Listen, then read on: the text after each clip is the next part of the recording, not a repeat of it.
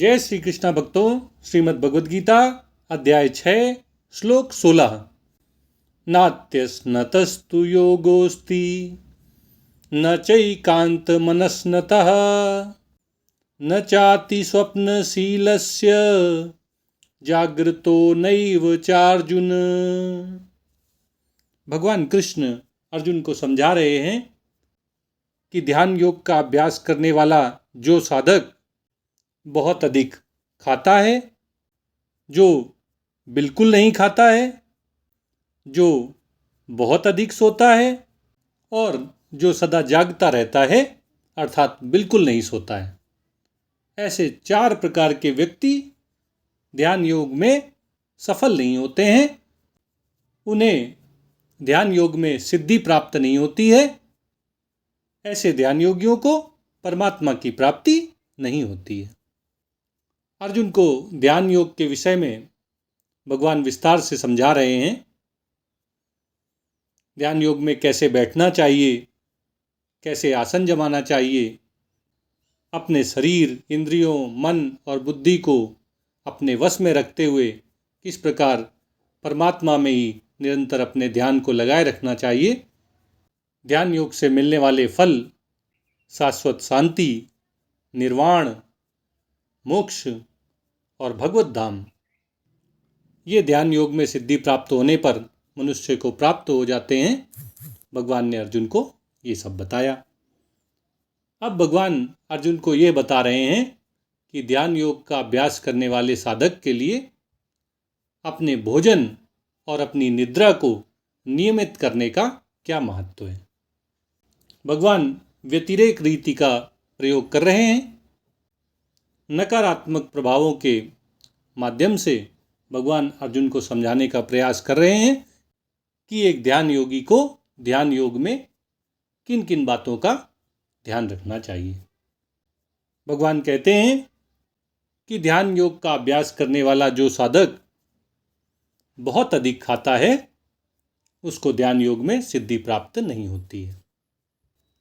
और जो बिल्कुल नहीं खाता है, अपनी इच्छानुसार जब देखो तब व्रत करता रहता है, जानबूझकर अपने शरीर को कष्ट देने के लिए आए दिन उपवास करता रहता है, भगवान कहते हैं कि ऐसे बहुत अधिक खाने वाले और बिल्कुल ना खाने वाले दोनों प्रकार के व्यक्तियों को योग में सिद्धि प्राप्त नहीं होती है।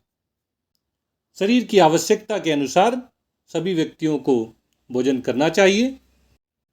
जो लोग ज़्यादा शारीरिक परिश्रम करते हैं, ज़्यादा मानसिक कामकाज करते हैं, उन्हें अपनी शारीरिक क्रियाओं को, मानसिक क्रियाओं को करने के लिए अपेक्षाकृत अधिक भोजन की आवश्यकता होती है। लेकिन जो लोग ध्यान योग का अभ्यास करते हैं, भगवान का ध्यान करते रहते हैं, उन्हें उतने भोजन की आवश्यकता नहीं होती है। इसलिए उन्हें अपने शरीर की आवश्यकता अनुसार ही भोजन करना चाहिए। ना तो उन्हें बहुत अधिक भोजन करना चाहिए जिससे आलस्य उत्पन्न हो, निद्रा आए, प्रमाद हो जाए और ध्यान योग में मन ही ना लगे।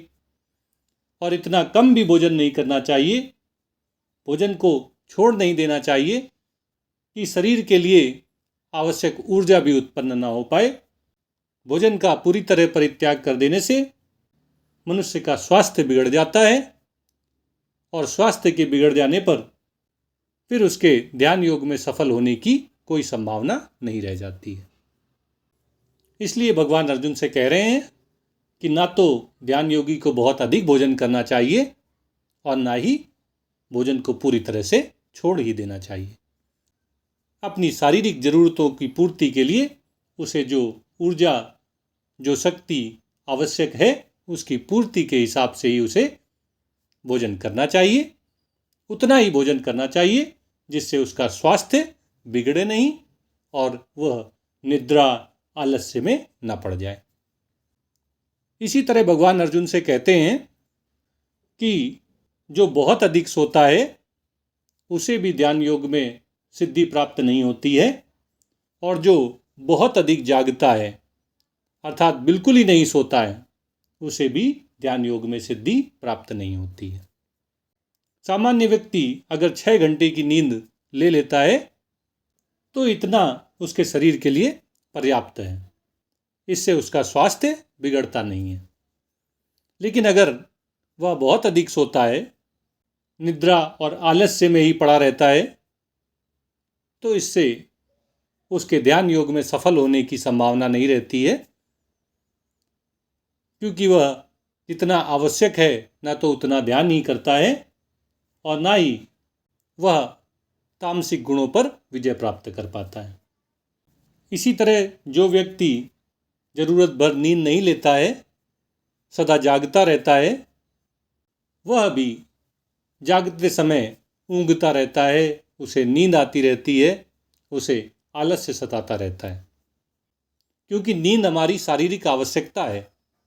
अगर शरीर को पर्याप्त नींद नहीं मिलती है तो वह हमारे स्वास्थ्य के लिए हानिकारक है, और नींद न पूरी होने पर जागते समय भी मनुष्य का दिमाग, उसका शरीर पूरी तरह उसका साथ नहीं देते हैं, जिससे ध्यान योग में उसे सफलता मिलने की कोई संभावना नहीं रह जाती है।